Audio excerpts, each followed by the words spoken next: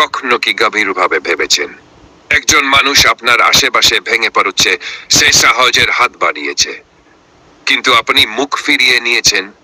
তার কণ্ঠে ব্যথা ছিল, তার চোখে ছিল কান্না, তার হৃদয়ে ছিল ক্ষোভ আর অসহায়ত্ব।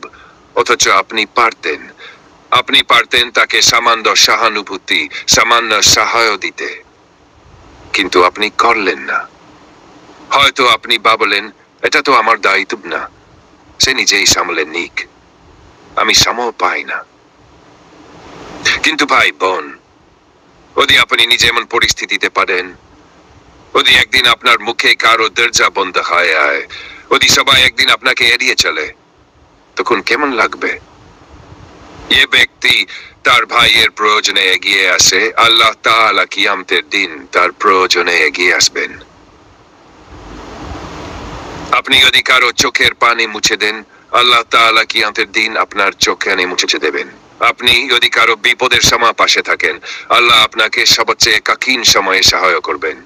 তাই এখনই থামুন, ভাবুন, আপনি কি ভূমিকা রাখছেন? কেউ ডুবে আছে, কেউ বলছে কষ্টে।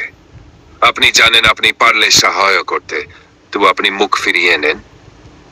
তবে প্রস্তুত থাকুন, আল্লাহ একদিন মুখ ফিরিয়ে নিতে পারেন। আজই শুরু করুন, সাহায্যের হাত বাড়িয়ান, অন্তরটা নরম করুন, আল্লাহর সন্তুষ্টির জন্য এগিয়ে আন। কারণ একজন বিপদগ্রস্ত মানুষের জন্য আপনি হয়ে উঠলে আশার আলো জান্নাতের দরজা একদিন আপনার জন্য খুলে যাবে। আল্লাহ